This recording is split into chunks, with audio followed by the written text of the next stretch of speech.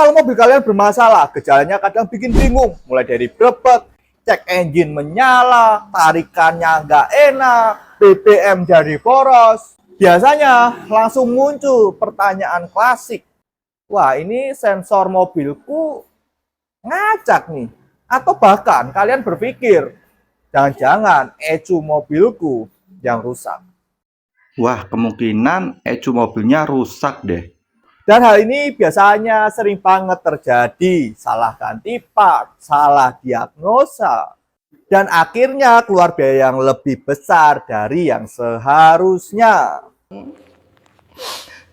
Duitku habis buat servis mobil terus.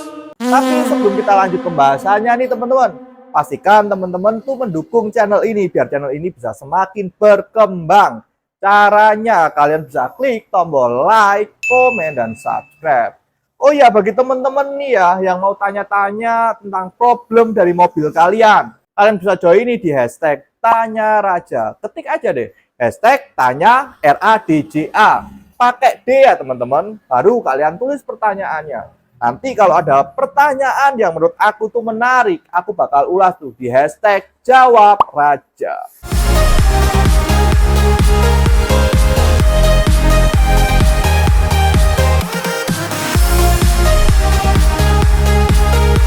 Remember, you don't get it twice. The time of your life.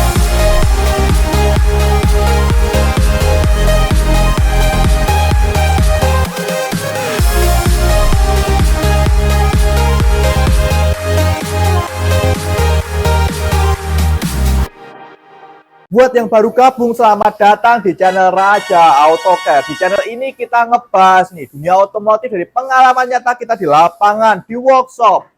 Bukan teori yang katanya-katanya itu, tapi realita nyata nih kita ngadepin mobil yang keluar masuk di workshop Raja AutoCare. Raja AutoCare, Raja AutoCare, Raja AutoCare, Raja AutoCare. Oke, kita lanjut. Kenapa ECU dan sensor sering ketukar? Kita harus pahami dulu nih teman-teman. Gejala ECU rusak dan sensor rusak itu mirip ya. Karena keduanya ini sama-sama bikin data ke mesin jadi nggak normal. Sensornya ngirim data ke ECU. ECU-nya ngolah data itu. Jadi kalau ada salah satu aja yang bermasalah kayak gitu, gejalanya bisa sama-sama bikin mesin kacau. Itulah kenapa banyak kasus di bengkel. Awalnya itu dicurigai ECU yang bermasalah. Ternyata teman-teman yang rusak itu adalah sensor. Itulah kenapa banyak kasus di bengkel. Awalnya dicurigai ECU, ternyata sensor. Atau sebaliknya. Tanda lebih cenderung sensor rusak. Kalau masalahnya lebih ke sensor yang bermasalah. Biasanya nih teman-teman, gejalanya kayak gini. Muncul di kondisi tertentu aja. Berikutnya kadang normal, kadang error. Setelah sensor dicabut pasang, biasanya itu statusnya berubah. Error hanya di satu sistem aja. Aku kasih contoh nih, sensor oksigen, sensor, crank sensor. Biasanya kalau diganti atau dibersihkan aja, gejalanya langsung berubah teman-teman. Itu tanda kuat kalau masalahnya itu di sensor, bukan ECU. Jadi ini sensor mobilnya rusak ya. Ini yang bikin mobilnya jadi nggak besar, harus diganti. Jadi nggak besar, jadi nggak besar. Tanda lebih cenderung ke ECU yang bermasalah.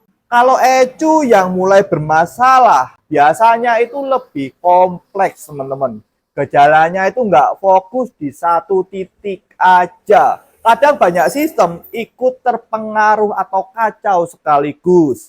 Contoh ya, banyak sensor error bersamaan. Kode error yang berubah-ubah. Sudah ganti sensor, tapi tetap sama aja hasilnya nihil. Berikutnya, mobil masih bermasalah walau komponen sudah diganti dengan yang normal. Kalau seperti ini, baru ECU mulai dicurigai. Ayo, join member Raja AutoCare sekarang! Perbedaan paling kelihatan di bengkel. Biasanya kita ngelihatnya tuh dari pola, teman-teman. Sensor yang rusak biasanya jelas arah kerusakannya. Sementara kalau ECU yang rusak itu nggak konsisten. Hari ini error A, besok bisa berubah jadi yang B. Dan setelah dihapus muncul lagi dengan pola berbeda. Itu yang bikin ECU lebih tricky untuk dipastikan, teman-teman. Jangan langsung ganti ECU. Ini kesalahan yang paling mahal. Begitu muncul error, langsung vonis ECU-nya rusak, langsung diganti, Pak. Padahal belum tentu, teman-teman. Karena ECU itu komponen paling mahal di sistem. Kalau salah diagnosa aja, yang rugi bukan cuma masalah uang, tapi juga waktu dan tenaga. Ini mobil kenapa sih? Rusak terus. Makanya harus dipastiin dulu, teman-teman, dari sensor, kabel, sampai ke tegangan. Penyebab yang sering dibiarkan. Ini akar masalah nih. Dari aki yang lemah, tegangan yang nggak stabil, groundingnya itu jelek, soket kendor, kabel yang korosi. Hal-hal kecil seperti ini sering bikin gejala, itu mirip ECU yang rusak. Padahal bukan ECU-nya yang bermasalah. Jadi kesimpulannya, kalau mobil itu mulai error, jangan langsung divonis ECU-nya. Ingat ini, teman-teman. Sensor itu lebih sering rusak daripada ECU. Tapi ECU lebih sering disalahkan. Ini kayak cowok. Makanya diagnosa itu penting. Jangan cuma ganti-ganti part aja. Ingat ya, tetap cari akar permasalahannya. Aku ada pertanyaan nih sama kalian, teman-teman. Pernah nggak kalian tuh ngalamin mobil sudah diganti banyak sensor, tapi tetap aja error? Tulis ya jawaban kalian di kolom komentar. Kalau banyak yang cerita, aku mau share nih cara cek ECU yang masih sehat atau sudah mulai lemah. Oke, saya Bayu Prakoso, tune up, flashing carbon cleaner, AC cleaner, Raja Autocare, one stop service.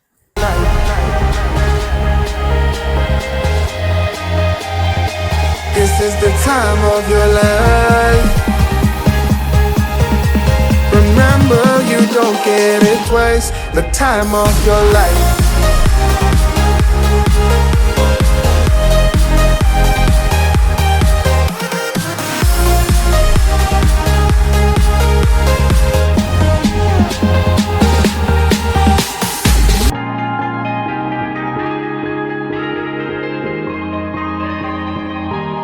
Yeah.